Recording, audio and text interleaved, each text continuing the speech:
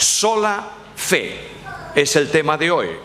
Y quiero mencionar un versículo que sabéis todos de memoria, Romanos 5:1. Justificados pues por la fe, tenemos paz para con Dios por medio de nuestro Señor Jesucristo. El apóstol Pablo es enormemente claro: justificados por la fe. Nada más que de esto, tenemos paz para con Dios. La Reforma fue un movimiento religioso con muchas connotaciones políticas también y sociales, pero fue un movimiento religioso. Uno de los promotores, no el único ni el primero, pero uno de los promotores, porque es el más conocido, fue Martín Lutero. Martín Lutero era un monje agustino. Por tanto, los monjes agustinos tenían una identificación muy especial con Agustín. Para eso son agustinos. Y Agustín de Hipona fue un hombre que luchó por la fe en cuanto a principios de salvación. Agustín de Hipona luchó contra los que decían que la salvación se podía alcanzar medio por obras, luchó contra los que decían que la salvación se podía perder, luchó contra aquellos que decían que la salvación puede ser obra voluntaria de cada hombre, de cada persona, que puede creer cuando quiera y como quiera, y él marcó parámetros. Indudablemente Martín Lutero lo tenía. Pero en el tiempo de Martín Lutero se estaba tratando de construir, se construía la gran basílica llamada de San Pedro en Roma. Esa basílica es un monstruo de construcción. Se necesitaban recursos que el Papa entonces no tenía. Estoy hablando de historia, no de religión. Y no estoy especificando personas concretas, sino situaciones históricas. Por tanto, se les ocurrió a la gran curia de la Iglesia entonces vender indulgencias. ¿Sabéis lo que es la indulgencia? Por 100 euros perdono tus pecados y no vas al purgatorio. Y si me das 250, el alma de tu padre que está sufriendo saldrá de allí. Y predicando las bulas de indulgencias había un hombre que se llamaba Juan Tetzel, que se iba por todas las ciudades de Alemania vendiendo esto. Y él dijo un día, y Martín Lutero lo oyó también: en cuanto la moneda suena en el cofre, el alma sale del purgatorio. Bueno, nos reímos, pero esto fue una tragedia que robó el dinero a cientos de pobres. Martín Lutero no pudo aguantar esto. Y Martín Lutero discutió con el clero de entonces sobre la salvación y todas estas cosas. Y escribió 95 puntos de la discusión. Esa discusión, ¿sabéis cómo terminó? Como empezó, sin ningún resultado. Porque ninguno estaba dispuesto a mover ni un milímetro lo que tenía como instrucciones dogmáticas de la Cátedra Vaticana. Martín Lutero escribió los 95 puntos de la discusión, ¿y qué hizo? Pues el día 31 de octubre de 1517 las puso clavadas en la puerta de entrada de la iglesia al lado del castillo de Wittenberg, en Alemania. Os imagináis lo que pasó, ¿verdad? Bueno, el resto es historia pura. Ahí comienza la gran discusión, pero uno de los argumentos de la Reforma en origen fue: señores, volvamos a la Biblia. Y la sola Escritura es el único elemento válido para conducir la fe de la Iglesia. Volvamos a la Biblia. Esto trajo una revolución y se reconoció los 5 principios de la Reforma: sola fe, sola gracia, sola Escritura, solo Cristo, solo gloria a Dios. Uno de los elementos, por tanto, principales de la Reforma fue la fe. ¿Y la fe vinculada a qué? A la justificación. Dejadme hacer un paréntesis. Yo soy el hombre de los paréntesis. A veces decimos, bueno, los los luteranos tienen muchos problemas doctrinales, bautizan a los niños, creen en la consustanciación del pan, la presencia de Cristo en el pan, que son herejes. No. Los reformadores estudiaron lo que era urgente, pero no estudiaron todo, señores. ¿Qué estudió Lutero? Justificación por la fe. ¿Qué estudió Calvino? Salvación por gracia y seguridad de salvación.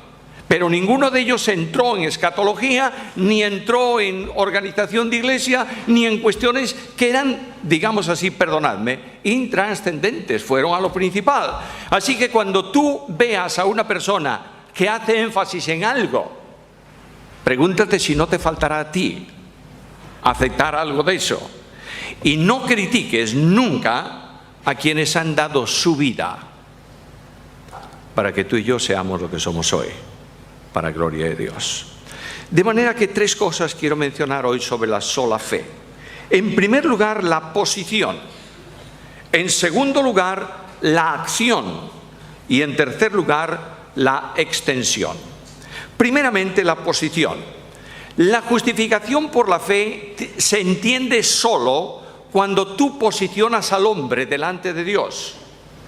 Y el hombre delante de Dios es un pecador. Claro, hablar de pecado hoy, cuando tú mencionas pecado en una reunión, hay alguna sonrisa por ahí. Mira, pecado, que esto es de la Edad Media o de la forma en que la Iglesia asustaba a los miembros en tiempos pasados. Pecado es simplemente cualquier acción u omisión o pensamiento contrario a Dios y a su voluntad. Simplemente eso. Dios te manda amar. Si tú no amas, estás desobedeciendo. No estás tomando una opción, estás desobedeciendo la voluntad de Dios.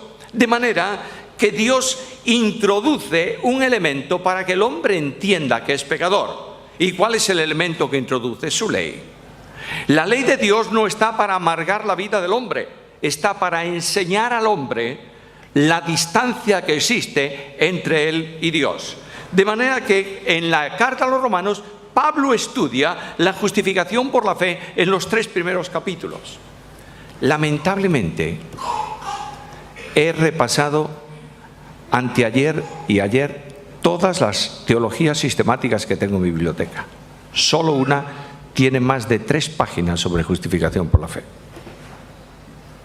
Redención, expiación, todo esto, mucho, pero justificación por la fe. ¿Por qué es un problema? Ya que no se trata de una obra, sino de una declaración de Dios. La justificación no es una obra que Dios hace como la expiación o la reconciliación.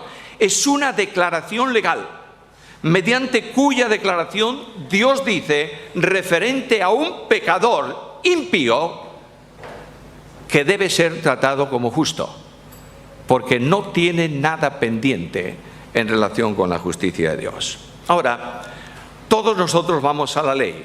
Yo no voy a repasar los 10 mandamientos, pero quiero mencionaros solamente 2, que son el resumen de la ley. Primer mandamiento: amarás a Dios sobre todas las cosas. ¿Lo cumples? Segundo mandamiento: amarás al prójimo como a ti mismo. ¿Lo cumples? Por tanto, si no puedes cumplir el resumen, no puedes cumplir la ley. Y todo quebrantamiento de la voluntad de Dios es ¿qué? Pecado. Por tanto, a la vista de esto, no hay nadie que honestamente diga, yo no soy pecador. El pecado es algo universal. Por cuanto dice la Biblia, dice Pablo en este pasaje, estos pasajes, especialmente en el capítulo 3, por cuanto todos pecaron y están destituidos de la gloria de Dios. Ahora, cuando nosotros estudiamos esa cuestión de pecado, tenemos que vincularla inmediatamente con la responsabilidad penal. Yo tengo en la congregación una persona que me va a llamar la atención legalmente después. Una persona que ha funcionado de juez. Y a veces yo digo, hablando de leyes herejías, porque es que no soy un leguleyo, no soy un abogado. Pero quiero deciros que la responsabilidad penal no se puede absolver o disolver o retirar mientras no se cumple la pena correspondiente. Me ponen una multa de tráfico y yo soy un transgresor siempre. Pero no se meten conmigo cuando yo pago la multa. Ahora, Dios ha establecido una pena para el pecado. ¿Y cuál es esa pena? La paga del pecado es la muerte. Cuando voy a la Biblia y yo pregunto a la ciencia de hoy, al léxico, a la Real Academia de la Lengua, ¿qué es muerte? Y lo que me dice el diccionario es esto: muerte es el término de la vida, el cese de la existencia. Eso es para la filosofía. Pero para la Biblia, la muerte no es término de nada, es un estado. De manera que la Biblia me habla de la muerte física como el estado que se produce cuando la parte material se separa de la parte inmaterial. En la cruz dice que Cristo dio su espíritu y ¿qué pasó? Murió. Luego, cuando una persona muere, es que la unidad corporativa de la persona, el cuerpo y el espíritu, se han separado. Está muerto físicamente. Pero la muerte física es la consecuencia visible de otra muerte, de la muerte espiritual. ¿Y qué es la muerte espiritual? En él estaba la vida. La vida espiritual, que es vida eterna, ¿está en quién? En Dios. Por tanto, cuando tú te separas de Dios por alguna razón, entras en una experiencia de separación, que es la muerte espiritual. El otro día estábamos Susana y yo en un hotel y me dice Susana, no funciona la jarra de calentar el agua. Y a mí hay una cosa que me encanta por la tarde y es tomarme un té, y eso yo no puedo sufrir, que no funcione la jarra. ¿Sabes qué le pasaba?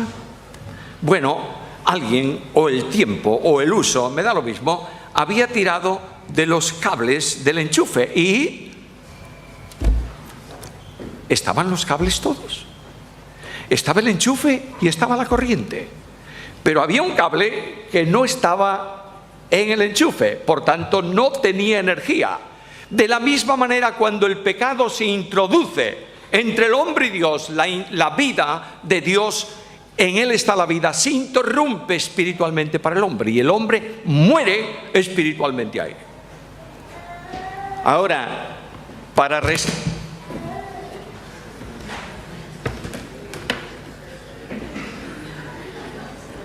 bueno, ya alguien quería que se rompiera el púlpito y se ha roto, está bien. No aplaudas porque se puede arreglar, ¿eh? La muerte espiritual distancia al hombre de Dios y la única solución que el hombre tiene es volver a la vida. ¿Puede él volver a la vida? No, porque nadie puede resucitarse a sí mismo. Tiene Dios que hacer una operación. Por tanto, lo que quiero decirte es que el hombre está muerto espiritualmente en delitos y en pecados. Y está muerto espiritualmente porque no puede mantener esa relación con Dios. El apóstol Pablo en el capítulo 3 de esta carta y en el versículo 23 dice lo siguiente, Romanos 3, 23. Por cuanto todos pecaron, están destituidos ¿de qué? De la gloria de Dios, de la comunión con Dios, de la relación con Dios. Ahora, si tú quieres ir a una aclaración todavía más precisa, te vas al Antiguo Testamento, al Salmo 24. Y en ese Salmo 24, en los versículos 3 y 4, se dice, el salmista formula una pregunta: ¿quién estará en el monte de la santidad de Dios? ¿Quién estará en su lugar santísimo? Es decir, ¿quién va a estar con Dios? Y la respuesta es muy simple: el limpio de manos, el puro de corazón, el que no ha elevado su alma a la vanidad, ni ha jurado con engaño. ¿Quién? Nadie. Porque todos hemos caído ahí. ¿Nunca has tenido un pensamiento vano? Naturalmente que sí, todos los días y en muchos momentos. Por tanto, lo que me dice el Salmo es: nadie puede estar junto a Dios, en comunión con Dios, en un estado de pecado personal. Pero el Salmo dice algo. aquel que es justo recibirá justicia de Dios. El que viene al encuentro de Dios, el que cree en Dios, Dios le justifica. Esto es enormemente importante. Mira el versículo para no citarlo tanto de memoria y olvidarme de alguna palabra. Esto, Salmo capítulo 24 y versículo 5.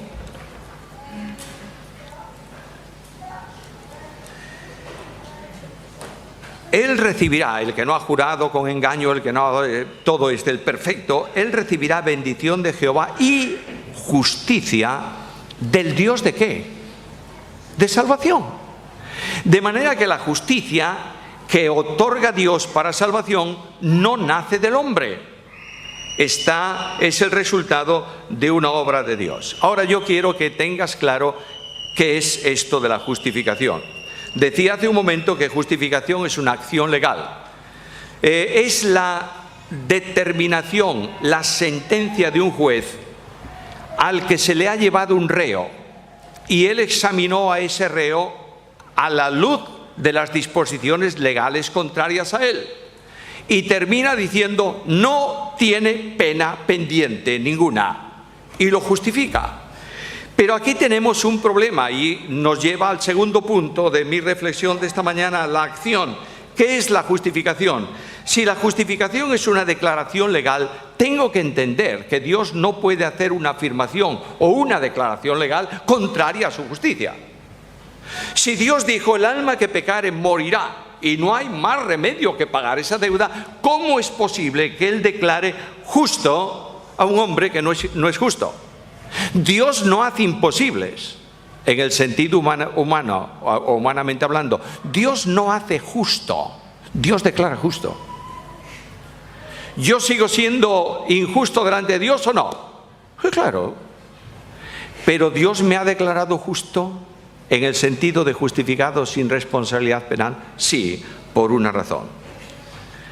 Delante de ti, dice el Salmo, ningún ser humano se justificará. Salmo 143:2. Además hay otro problema muy serio en relación con Dios. Escucha Proverbios capítulo 17 y versículo 15. El que justifica al impío y el que condena al justo, ambos son igualmente abominación a Dios.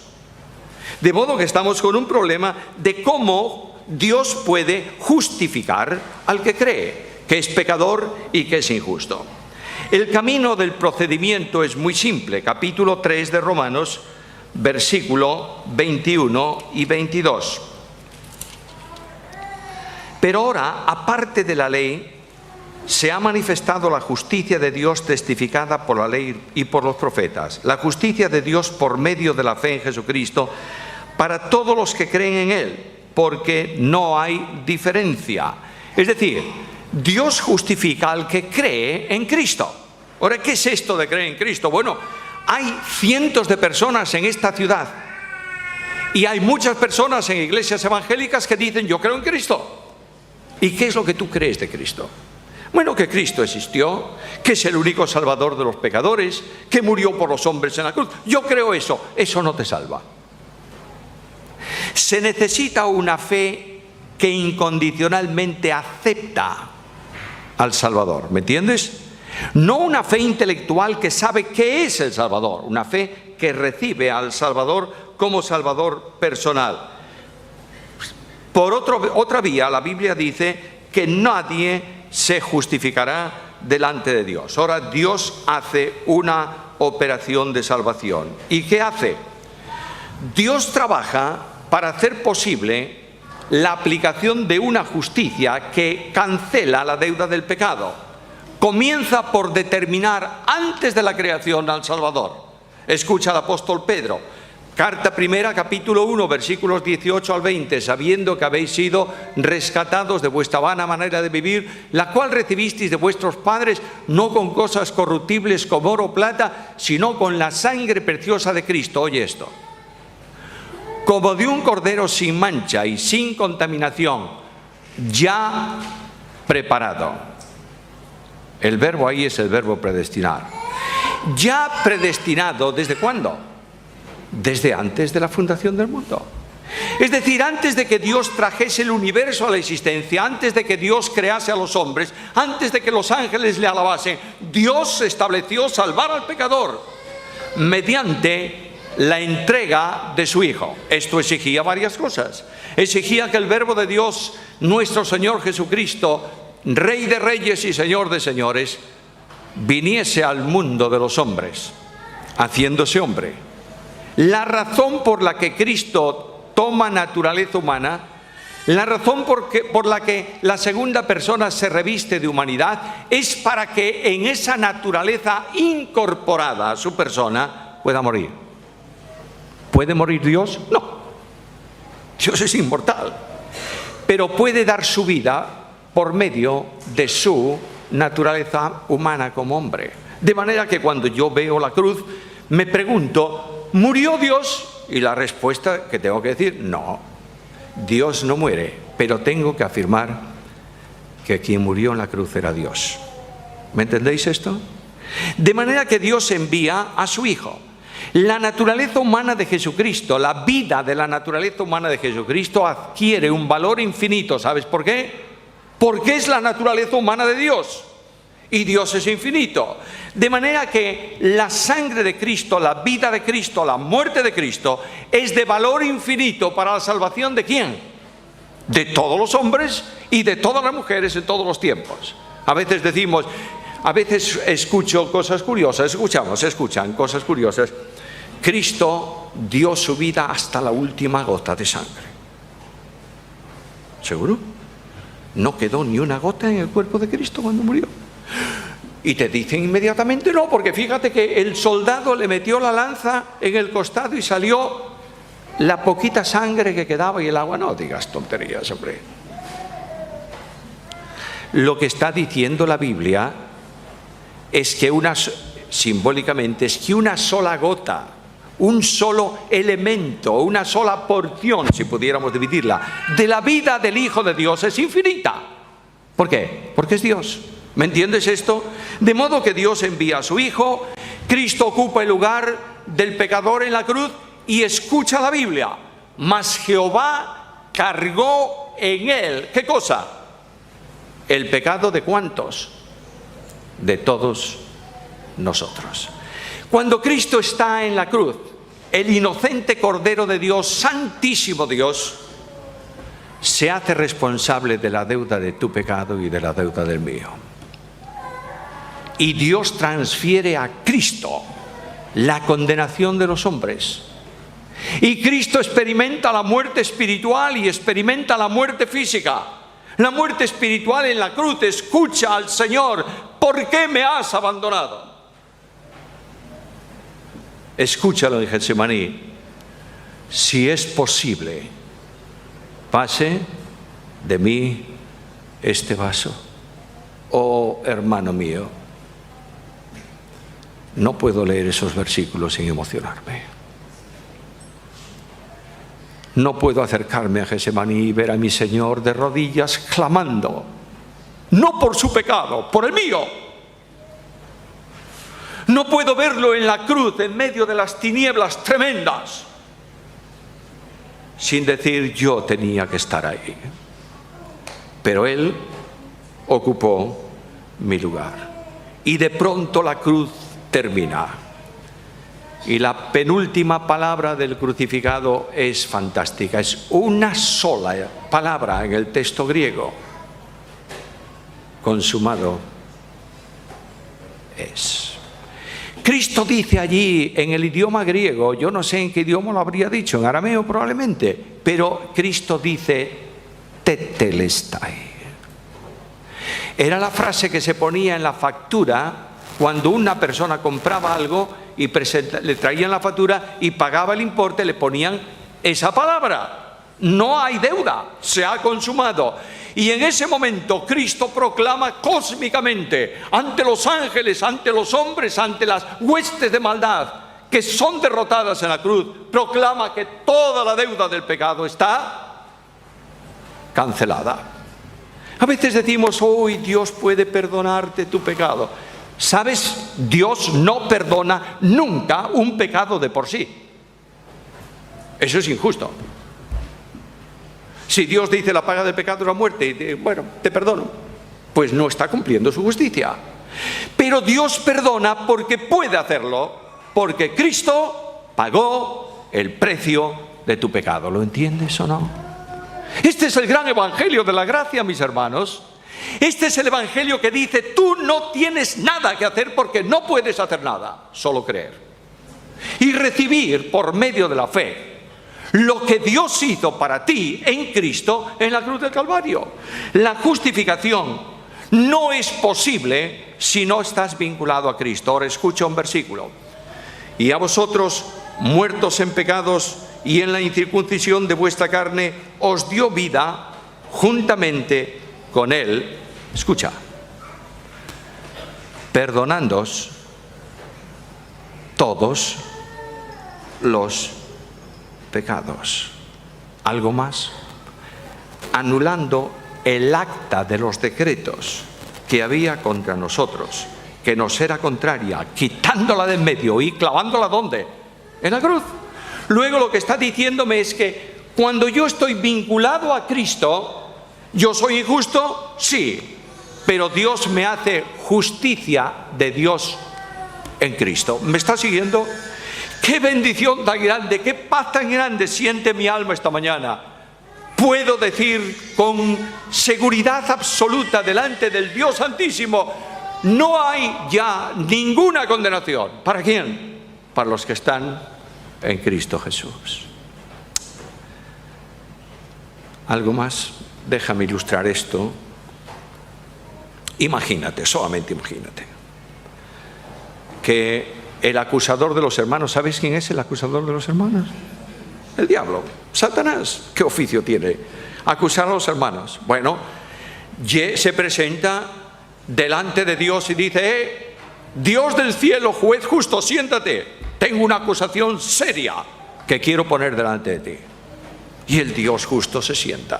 Perdonadme, es una alegoría, Se sienta en el tribunal. Todo el libro de la ley delante de él. Y dice: ¿qué es? Y este acusador le dice: ¿conoces a un hombre que se llama Samuel Pérez Millos? Claro, ¿cómo no lo voy a conocer? Conozco a todos. ¿Tú sabes que ese hombre a veces se llena de ira? Sí. ¿Tú sabes que no te ama sobre todas las cosas? Sí. ¿Tú sabes que no ama al prójimo como a sí mismo? Sí. ¿Y tú qué dices en tu ley? Repasa el mandamiento. ¿Ese hombre es pecador? Sí. ¿Y tú qué dijiste? ¿Que tiene que morir? Yo vengo a pedir que ejecutes la justicia. ¿Y Dios dice: es pecador? Sí. ¿Debe morir? Sí. Que muera. Y levanta su espada de justicia y va a descargarla sobre mí. Y de pronto se pone en pie alguien en el cielo y extiende unas manos horadadas y le dice: yo soy ese hombre. Y el juez dice: es injusto, es pecador, pero este pagó por él. ¿Me entiendes? Esto era justificación por la fe. Nadie se salva por religión. Nadie se salva por creer que Cristo es el Salvador. Te salvas cuando por medio de la fe te acercas a Jesús y le dices: Señor Jesús, tú eres el único Salvador y yo acepto la obra que tú has hecho por mí en el Calvario. Solo así, de ninguna otra manera. Ahora bien, ¿cuál es la extensión de la justificación? Dios hace justo al impío en Cristo. Bueno, ¿lo dice la Biblia en algún lado? Pues mira, por favor, segunda carta a los Corintios. Segunda carta a los Corintios, capítulo 5 y versículo 21.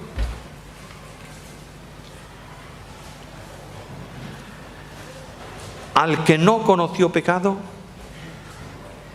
por nosotros lo hizo pecado. Ojo, Cristo nunca estuvo contaminado con el pecado, Lo que dice el texto es que el que nunca tuvo pecado, Dios lo trató como el pecador. ¿Me estáis siguiendo? Al que no conoció pecado, por nosotros lo hizo pecado, para que nosotros fuésemos hechos, ¿qué? Justicia de Dios en él.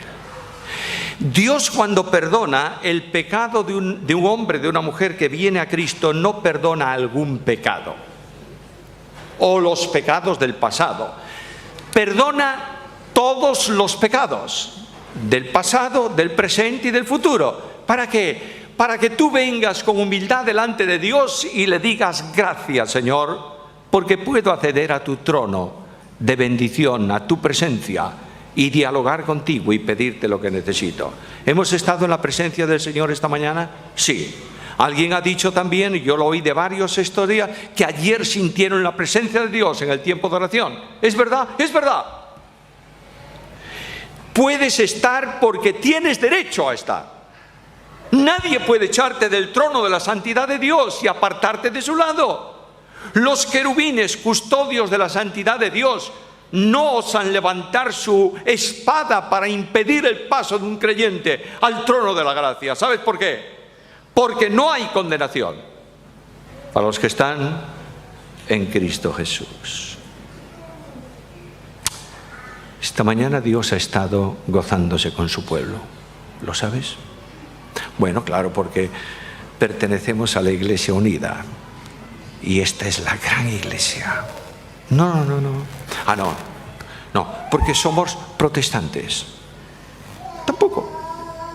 Dios se ha gozado porque nos ve en Cristo. ¿Entendemos esto? Y has salido de tu casa a lo mejor con un mal pensamiento y has discutido con tu esposa o tu esposa contigo, que también las mujeres discuten con los maridos. Y vienes por ahí y has quebrantado 5 leyes de circulación y no sé qué. Y luego te pones a cantar al Señor. Dios te ve en Cristo. Esto no significa que tú no tengas que confesar tu pecado para restaurar la comunión con Él. ¿Me estás siguiendo? Pero la justificación por la fe es la gran bendición que aparece en la consecuencia de la obra de Jesucristo. Un par de cosas y termino. Quien ha creído tiene paz con Dios. Escucha el versículo que leíamos al principio. Justificados pues por la fe tenemos paz para con Dios. La enemistad, la guerra, la contienda entre el hombre pecador y el Dios Santo ha terminado, porque Dios la ha cancelado en Cristo Jesús. Tienes seguridad de salvación. Nadie te diga lo contrario. Nadie te diga si tú tienes un pecado grave. Y tendríamos que clasificar pecados mortales y veniales también nosotros. Si tienes un pecado grave, has cometido una transgresión muy importante, pierdes tu salvación. No, Señor. Cristo ha perdonado todos tus pecados. ¿Lo entiendes o no? Y nunca te va a traer a condenación. Aquel que cree en Cristo ha pasado de muerte a vida. Escucha ahora la gran realidad. Jesús dice... El evangelista Juan lo recoge de esta manera: porque de tal manera amó Dios al mundo que ha dado a su Hijo unigénito para que todo aquel que en Él cree no se pierda, mas tenga vida eterna. No puedo terminar sin decirte cómo creemos. El llamamiento de Cristo es muy simple. Escúchalo en sus propias palabras. Venid a mí todos los que estáis trabajados y cargados, y yo os haré descansar. Es una invitación universal, porque no hay nadie que no tenga la carga de su pecado con él. Y Cristo dice: venid a mí. Ahora, ¿cómo debo ir a él? Un carcelero asustadísimo una mañana, con la cárcel abierta, las puertas abiertas, los presos dentro, pero el hombre temblando le dice a uno de los presos, el apóstol Pablo: señores, ¿qué haré para ser salvo? ¿Y qué le dice Pablo? Cree en el Señor Jesucristo y serás salvo. Ahora, creer es esencialmente un acto de obediencia. Y aquí tengo mi problema. Porque Pablo dice que con el corazón se cree, no con la mente, con el corazón. El corazón es el núcleo de la voluntad del hombre, el centro de la personalidad humana, la expresión sinónima de la persona en sí en funcionamiento. Y lo que dice que creer se cree con tu vida. ¿Y qué es eso? Venid a mí, entregad vuestra vida, rendiros a mí. Lo digo con palabras de Pablo a los atenienses. Fíjate, Pablo predicando por primera vez a un grupo que no había oído nunca el Evangelio. ¿Y cómo concluye Pablo? Dios manda ahora. Manda ahora a todo hombre, en todo lugar que se arrepienta, que crea. Dios manda, porque el Dios de la Biblia que salva no ruega para que tú seas salvo. Manda que creas. Cuando una persona se niega a entregar su vida a Cristo, no se pierde solo por sus muchos pecados, se pierde por uno solo. El que rehúsa creer no verá la vida. Es el rechazo voluntario a Dios. Dios pide al pecador ningún tipo de esfuerzo personal. Es verdad que si somos desobedientes, ¿cómo vamos a desobedecer? Nosotros, la mayoría de aquí, somos de color blanco, ¿verdad? Pero hay otros colores de piel en el mundo. Y yo te digo, sería muy bonito que tú fueses moreno intenso, pero no puedo. No tengo en mí capacidad. De la misma manera, eres desobediente, no puedes obedecer, pero escucha lo que dice la Biblia. Escogido según la presciencia de Dios Padre en santificación del Espíritu para obedecer. Luego el Espíritu Santo de Dios te capacita esta mañana. Estás escuchando el mensaje del Evangelio más simple y sencillo que yo he predicado en toda mi vida. Es una verdad esencial tomada de los textos de la Biblia. El Espíritu de Dios te ha traído aquí, si no tienes a Cristo en tu vida, y te ha capacitado para que obedezcas. Si no lo haces, es tuya la responsabilidad. Y alguno podrá decirme esta mañana, bueno, mi vida es una vida de fracaso, soy un perdido, una calamidad humana, ¿me recibirá Jesucristo? Escucha lo que dice Jesús. El que a mí viene, de ningún modo lo rechazo. Es tu oportunidad esta mañana. Es la oportunidad para que tú, tal como estás, si no tienes la experiencia de una relación con Cristo, si tienes tu pecado sobre ti, si sabes que no puedes hacer nada para cancelar la deuda y sabes que el pecado trae una consecuencia, la muerte espiritual y la muerte eterna, Dios te ha traído para que tú digas a Jesús esta mañana, Señor Jesús, gracias por lo que tú hiciste por mí. Señor Jesús, te recibo como mi Salvador personal y te entrego mi vida. Si no haces esto hoy, encontrándote con tu Salvador, te vas a encontrar con tu juez. Hay una historia muy interesante, larga, pero yo la voy a abreviar y con esto termino. Muy simple.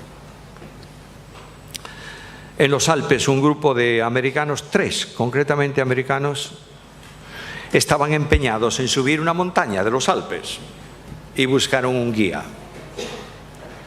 Y el guía les dijo, bueno, señores, vamos a subir. Amárrense las cuerdas, etcétera, etcétera. No suelten cuerda. Manténganse bien unidos. Comenzaron a subir. El último, que iba en la última posición de la escalada, vio aquella montaña impresionantemente bella y soltó cuerda. ¿Por qué? Porque quería hacer una fotografía. Y quería que salieran en la fotografía los que iban delante. Y mira tú, ese muchacho resbaló en el hielo y se precipitó al vacío atado con la cuerda. Quedó colgando en el aire. Pero ese tirón arrastró al segundo. Y ese segundo arrastró al primero. Y el único que estaba consciente de la situación y clavó los zampones en el suelo y agarró la cuerda con fuerza era el guía. ¿Tú sabes lo que es sostener 3 hombres en el aire? Poco a poco las manos del guía fueron cediendo y la cuerda se resbaló de sus manos y aquellos 3 murieron. Llevaron el hombre al tribunal. Las compañías de seguro lo acusaron de negligencia. El juicio fue un constante ataque contra él y al final el juez le dijo: ¿tiene usted alguna cosa que le permita defenderse? Y aquel hombre le dijo: ¿me permite acercarme, señor juez? Y el juez le dijo: venga. Llegó al tribunal y extendió sus manos. Las quemaduras de una cuerda estaban en las palmas de sus manos y dijo: ¿han afectado alguno de mis tendones? Yo hice todo cuanto pude por ellos, pero no pude hacer más. Un día en el cielo, cuando tú comparezcas delante del tribunal de Dios, Cristo va a extender sus manos taladradas en una cruz y le va a decir a su Padre: hice todo lo que pude por él, pero él no quiso recibirme a mí.